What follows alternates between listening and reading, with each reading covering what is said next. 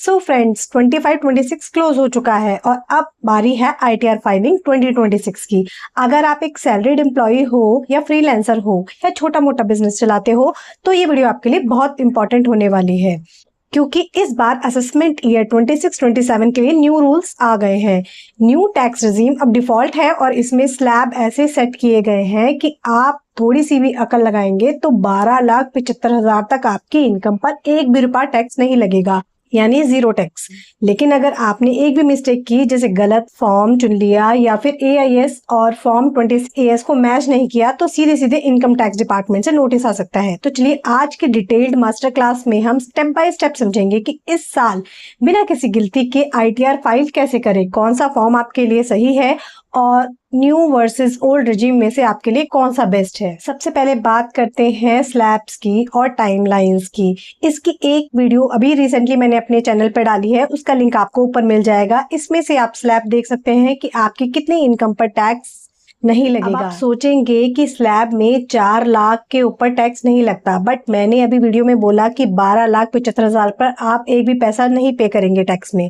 तो कैसे हम प्लानिंग कर सकते हैं, तो चलिए समझते हैं। अगर आप सैलरीड हो तो आपको मिलता है 75,000 का स्टैंडर्ड डिडक्शन, और अंडर न्यू टैक्स रिजीम जब आप अपनी 12,75,000 की ग्रॉस इनकम से ये माइनस करते हो तो आपकी नेट टैक्सेबल इनकम हो जाती है 12 लाख। और सेक्शन 87A के रिबेट इस साल 60,000 तक का टैक्स पूरा माफ कर देता है अगर आपकी इनकम 12 लाख तक है। इसलिए 12,75,000 तक सैलरीड लोगों के लिए कंप्लीट जीरो टैक्स होने वाला है। चलिए अब बात करते हैं ड्यू डेट्स की। इस साल ड्यू डेट्स में भी बहुत बड़ा चेंज है। इस बार ड्यू डेट्स हर टैक्स पेयर के लिए अलग अलग है। उसकी वीडियो भी मैंने अपने चैनल पे डाली हुई है, उसका लिंक भी आपको ऊपर मिल जाएगा और आप उसमें से चेकआउट कर सकते हैं। तो विदाउट वेस्टिंग मच टाइम चलते हैं स्क्रीन पर और समझते हैं ITR 1 कैसे फाइल करें इन द ईयर 2026। चलिए हम आ गए हैं इनकम टैक्स की वेबसाइट पर। सबसे पहले हमें इसमें अपना लॉगिन कर लेना है अपने पैन के साथ और अपना पासवर्ड के साथ। सबसे पहले हम यहाँ पे पैन नंबर डालेंगे, पैन नंबर डाल के कंटिन्यू करेंगे, बाद अपना पासवर्ड डाल देंगे। यहाँ पे हम अपना पासवर्ड डालेंगे और लॉगिन कर लेंगे।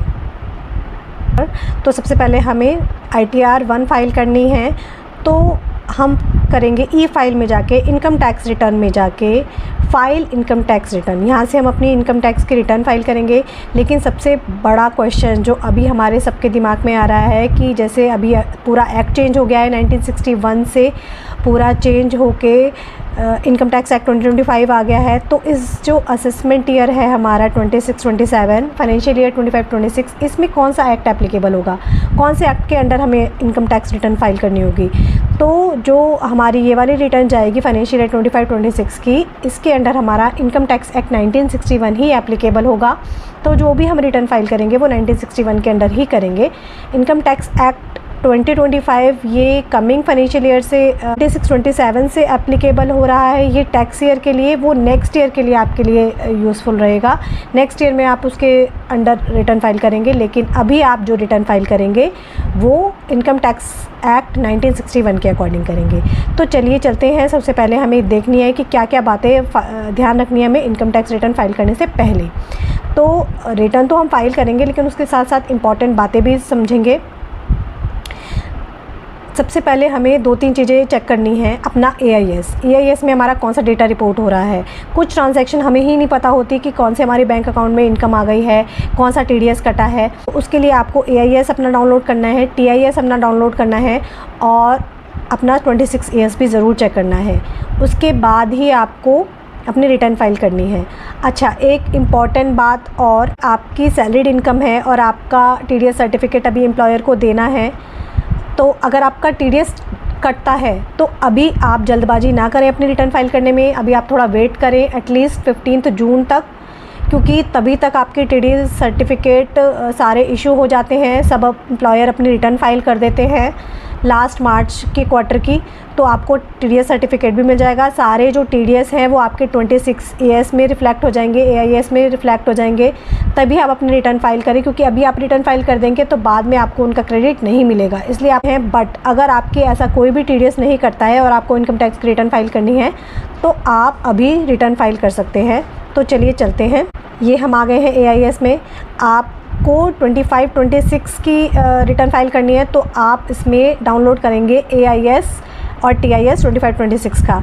यहाँ पे आप स्क्रीन पे देख रहे हैं एनुअल इन्फॉर्मेशन स्टेटमेंट PDF में आ गई है, JSON में आ गई है और आपकी PDF में TIS आ गई है। आप AIS को डाउनलोड करेंगे और अपनी TIS को डाउनलोड करेंगे।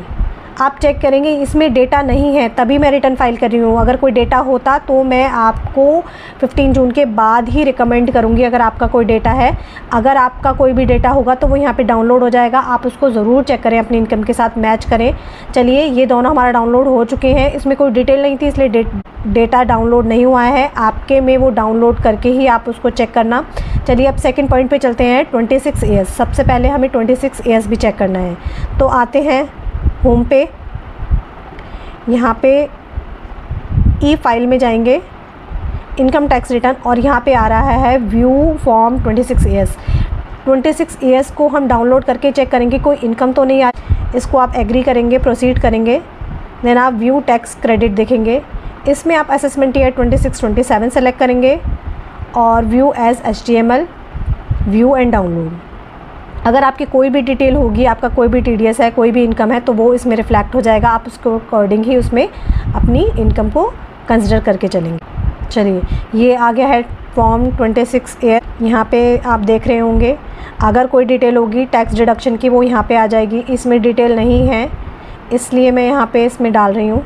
अब हम आएंगे अपनी ई फाइलिंग के प्रोसेस पे। इनकम टैक्स रिटर्न को ITR 1 को ई फाइल पे जाएंगे, इनकम टैक्स रिटर्न में जाके फाइल इनकम टैक्स रिटर्न करेंगे। यहाँ पे आपको असेसमेंट ईयर सेलेक्ट करना है। हमारा जो असेसमेंट ईयर है वो 26-27 है, उसको हम सेलेक्ट करेंगे करंट असेसमेंट ईयर। देन हम मोड ऑफ फाइलिंग करेंगे ऑनलाइन फाइल करेंगे। हम इसको एक्सेल यूटिलिटी में हम डाउनलोड करके अपलोड नहीं करेंगे, हम ऑनलाइन फाइल कर रहे हैं।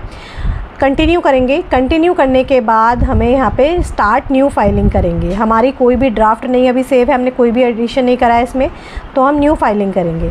इसमें यहाँ पे हम कैटेगरी सेलेक्ट करेंगे कि हम क्या आप इंडिविजुअल है, HUF है या इन दोनों के अलावा है। तो आप अगर इंडिविजुअल है तो आप इंडिविजुअल सेलेक्ट करके प्रोसीड करेंगे। आती है बात आपको कौन सा ITR फॉर्म सेलेक्ट करना है। ITR 1 और ITR 4 अभी एक्टिव है, तो हम जो रिटर्न फाइलिंग कर रहे हैं ITR 1 के लिए कर रहे हैं, ITR 1 सेलेक्ट करेंगे। अब इसमें आ गया कि ITR 1 कौन फाइल कर सकता है। अगर आप इंडिविजुअल हैं और रेजिडेंट हैं इंडिया के और आपकी इनकम 50 लाख तक है, उससे ज़्यादा नहीं है, 50 लाख तक के अगर आप इनकम है और अगर आपकी सैलरी इनकम है, 2 हाउस प्रॉपर्टी हैं, अदर सोर्सेज से अगर आपका इंटरेस्ट वगैरह आता है, लॉन्ग टर्म कैपिटल गेन है, शॉर्ट टर्म कैपिटल गेन की बात नहीं हो रही यहाँ पे, लॉन्ग टर्म कैपिटल गेन है अंडर सेक्शन 112A या जिसमें आपका 1,25,000 तक एग्जेम्प्ट होता है। तो अगर आपका लॉन्ग टर्म कैपिटल गेन है तो भी आप ITR 1 फाइल कर सकते हैं। और आपकी अगर एग्रीकल्चर इनकम है 5,000 तक तो भी आप ITR 1 फाइल कर सकते हैं। तो अगर आपकी ये कंडीशन मीट हो जाती है तो आपको प्रोसीड विद ITR 1 करना है। अब इसमें एक डिक्लेरेशन आ रही है, please note new tax regime is default regime, kindly compare the tax liability as per new और ओल्ड। सबसे पहले आपको मैंने अपनी कितनी वीडियोस में बताया है कि न्यू टैक्स रिजीम और ओल्ड टैक्स रिजीम को आपको कंपेयर करना है। जिसमें भी आपका टैक्स कम आ रहा है उसी को आपको सेलेक्ट करना है। जो डिफ़ॉल्ट आपकी रिजीम है वो न्यू टैक्स रिजीम है। अगर आपको चेंज करना है तो आपको उसे ऑप्ट आउट करना पड़ेगा, ये डिक्लेरेशन आ रही है। और अगर आपको ओल्ड पे रहना है तो आप अपनी सारी डिडक्शंस को क्लेम कर सकते हैं। यहाँ पे ओके करके आप प्रोसीड करेंगे। Let's get started. यहाँ पे आपको रीज़न बताना है कि आप किस रीज़न से इनकम टैक्स रिटर्न फाइल कर रहे हैं। क्या आपकी टैक्सेबल इनकम एग्जेम्पशन लिमिट से आपकी ज़्यादा है taxable income as per 7th proviso to section 139(1)। अगर इनके अकॉर्डिंग आप अपनी रिटर्न फाइल कर रहे हैं तो आप इसमें सिलेक्शन करेंगे, नहीं तो आप अदर करके आगे प्रोसीड करेंगे। अच्छा, अभी क्या है कि अभी किसी का भी TDS सर्टिफिकेट नहीं इशू हुआ है, तो अगर आपको किसी बैंक को अपनी इनकम टैक्स की रिटर्न देनी है तो आप रिटर्न फाइल कर सकते हैं, नहीं तो आप 15 जून तक वेट कर सकते हैं। कंटिन्यू करेंगे। इसमें एक और डिक्लेरेशन आई है कि अगर आपकी जो इनकम टैक्स रिटर्न है अभी प्री फिल्ड है, सारी जो मेन इन्फॉर्मेशन है आपकी जनरल और पर्सनल इन्फॉर्मेशन वो प्री फिल्ड होंगी, लेकिन आपको उसको क्रॉस चेक ज़रूर करना है अपनी रिटर्न को फाइल करने से पहले। और आपको अपना को प्री फिल्ड डेटा अपने रिकॉर्ड्स को AIS और TIS से ज़रूर मैच करना है अपनी रिटर्न भरने से पहले। चलिए अब चलते हैं इसके रिटर्न समरी पे। सबसे पहले है पर्सनल इन्फॉर्मेशन। यहाँ पे आपकी जनरल इन्फॉर्मेशन आएगी, आपका नेम, एड्रेस, पैन नंबर, कौन से सेक्शन के अंडर आप रिटर्न फाइल कर रहे हैं 139(1).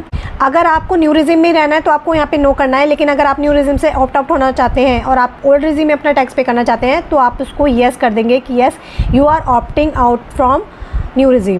अगर आपको कंपैरिजन करना है तो आप यहाँ पे इनकम टैक्स कैलकुलेटर भी यूज़ कर सकते हैं कि आपका कौन से रिजिम में कितना टैक्स बन रहा है, तो यहाँ पे आप क्लिक करके उसको चेक कर सकते हैं।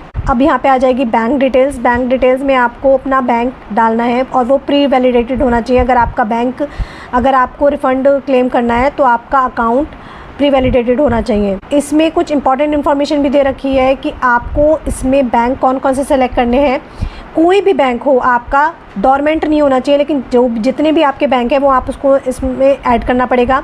अगर आपके पास बहुत सारे अकाउंट हैं लेकिन आपको रिफ़ंड के लिए आपको एक ही सेलेक्ट करना पड़ेगा और उस अकाउंट को वैलिडेट करना पड़ेगा, तभी आपके अकाउंट में वो आपका रिफ़ंड आएगा। कम से कम आपको एक अकाउंट तो सेलेक्ट करना पड़ेगा रिफ़ंड के लिए। ग्रॉस टोटल इनकम, यहाँ पे आप अपनी सैलरी इनकम डालेंगे। यहाँ पे सैलरी इनकम डालेंगे, जैसे मैंने 5 लाख की इनकम डाली है। यहाँ पे आप यहाँ पे अपनी सैलरी डाल सकते हैं। यहाँ पे डिडक्शंस आएंगी, यानी आपकी स्टैंडर्ड डिडक्शंस आ जाएगी। जैसे ही आप सैलरी डालेंगे तो यहाँ पे ऑलरेडी ही आपकी स्टैंडर्ड डिडक्शन आ जाएगी 75,000 की, वो आपकी सैलरी में से डिडक्ट हो जाएगी। आते हैं अब हाउस प्रॉपर्टी पे। अगर आपकी 2 हाउस प्रॉपर्टी हैं तो आप ITR 1 में शो कर सकते हैं, चाहे वो रेंटिंग आउट हो या फिर सेल्फ ओन्ड हो, तो आप उसमें हाउस प्रॉपर्टी में अपनी इनकम को शो कर सकते हैं। अब आते हैं अदर सोर्सेज पे। अगर आपका इंटरेस्ट वगैरह आया है तो यहाँ पे आपको वैल्यू डालनी पड़ेगी, नेचर ऑफ इनकम डालना पड़ेगा। इंटरेस्ट अगर आपका सेविंग बैंक अकाउंट से आ रहा है तो आपको यहाँ पे मेंशन ये सिलेक्ट करना पड़ेगा। अगर आप डिपॉजिट FD से आ रहा है, पोस्ट ऑफिस से कोई डिपॉजिट कर रखा है उससे इंटरेस्ट आ रहा है तो आपको ये सिलेक्ट करना पड़ेगा। इंटरेस्ट अगर आपका इनकम टैक्स रिफंड से आया है तो आपको ये सिलेक्ट करना पड़ेगा। कौन सी कैटेगरी है आपकी जिस पे आपका इंटरेस्ट आ रहा है वो आपको सिलेक्ट करके यहाँ पे अमाउंट डाल देना है। देन आपको यहाँ पे सेव करना है। सपोज़ यहाँ पे सेविंग बैंक अकाउंट का इंटरेस्ट आ रहा है 1000, इसको आप सेव कर देंगे। अदर सोर्सेज से आपके आ गया, यहाँ पे लॉन्ग टर्म कैपिटल गेन कुछ भी नहीं है, कंफर्म करेंगे और आगे बढ़ेंगे। अब आती है बात डिडक्शंस की। न्यू टैक्स रिजीम में डिडक्शंस नहीं हैं। न्यू टैक्स रिजीम में जो आपको डिडक्शंस मिलती हैं 80CCD 2 की, contribution to pension scheme by central government by employer. अगर आपका एम्प्लॉयर पेंशन स्कीम में कंट्रीब्यूशन करता है तो आपको डिडक्शन मिलती है, लेकिन मेरे केस में है नहीं। अगर आपके केस में होती है कंट्रीब्यूशन तो आपको यहाँ पे लेके अपनी डिडक्शन का बेनिफिट आप ले सकते हैं। यहाँ पे आप डाल देंगे और यहाँ पे इसको कंफर्म कर देंगे। डिडक्शन हमारी हो गई। देन आप टैक्स पेड में आ जाएंगे। टैक्स पेड में आने के बाद इसमें सारी, अगर आपने कोई TDS आपका पहले से डिडक्शन है, advance tax, self assessment tax, कुछ भी आपने पे कर रखा है तो वो यहाँ पे आ जाएगा, इस कैटेगरी में आ जाएगा और आप उसको कंफर्म कर देंगे इस टेबल को। देन आप आ जाते हैं लास्ट में आपकी कितनी टैक्स लायबिलिटी आई है। कंप्यूटेशन ऑफ इनकम, ये आपकी टोटल इनकम आ गई, सारे हेड्स को मिलाकर आपकी salary income, other sources, house property, ये सारी इनकम आ गई। आपका जो टैक्स बन रहा है वो कितना बन रहा है, वो बन रहा है 1300। तो आपका जितना भी टैक्स आ रहा होगा इसमें आ जाएगा। देन आपकी कोई भी डिडक्शंस हैं, कोई रिबेट है तो इसमें आ जाएगी। आपका यहाँ पे ऑटोमेटिकली ही टैक्स कैलकुलेट होकर आ जाएगा। मेरे केस में टैक्स नहीं आ रहा है, अगर आपकी ज़्यादा इनकम है तो आपको टैक्स कैलकुलेट होकर आ जाएगा। देन आपको इसको कंफर्म कर देना है। कंफर्म करने के बाद आपको प्रोसीड टू ई-वेरिफिकेशन करना है। प्रोसीड टू ई-वेरिफिकेशन करेंगे तो आपको सारी आपकी कंप्यूटेशन खुल के आ जाएगी कि आपके कौन से हेड में कितनी इनकम आ रही है, कितनी डिडक्शंस क्लेम करी हैं आपने और आपने कितना टैक्स पेबल बन रहा है आपका, ये सारी डिटेल आ जाएंगी। देन आपको इसको प्रीव्यू करके सबमिट कर देना है, सबमिट करना है रिटर्न। जब सबमिट करेंगे तो आपको वो ई-वेरीफाई के लिए बोलेगा, ई-वेरीफाई अपनी रिटर्न करना है।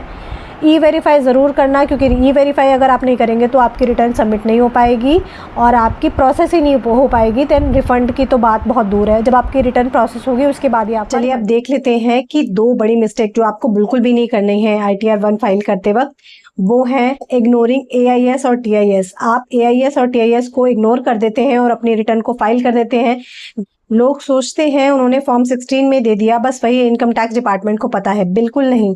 आपकी सेविंग अकाउंट का 500 का इंटरेस्ट हो या 5 लाख का शेयर ट्रांजैक्शन, सारी चीजें एआईएस में कैप्चर होती हैं। अगर आपने उसे डिक्लेयर नहीं किया तो ऑटो जनरेटेड मिसमैच नोटिस आ जाएगा। और एक बहुत बड़ा इंपॉर्टेंट पॉइंट है बैंक अकाउंट रिवैलिडेशन। पुराना रिफंड अटका हुआ है, चेक कीजिए कि आपका बैंक अकाउंट प्री वैलिडेटेड था कि नहीं, और उसमें आपका पैन कार्ड लिंक्ड होना चाहिए।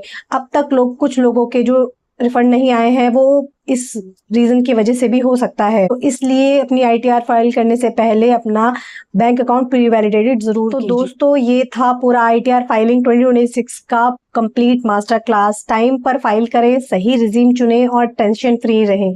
अगर आपको कोई भी डाउट हो टैक्स कैलकुलेशन को लेकर या किसी की स्पेसिफिक आईटीआर को आपको फाइल करने में हेल्प चाहिए, असिस्टेंस चाहिए, तो डिस्क्रिप्शन में लिंक है, आप वहां पे मेल कर सकते हैं। और कमेंट सेक्शन में जरूर बताइएगा कि आपको कैसी लगी ये वीडियो। अगर आपको वीडियो ये इन्फॉर्मेटिव लगी हो तो लाइक करें और शेयर करें अपने फ्रेंड्स के साथ, वो भी अपनी आईटीआर फॉर्म फाइल कर सके बिना किसी की हेल्प के। और सीए टैक्स टॉक्स को सब्सक्राइब करना बिल्कुल ना भूलेगा। कितना ही मिलते हैं नेक्स्ट वीडियो में। Till next updates inform, bye bye.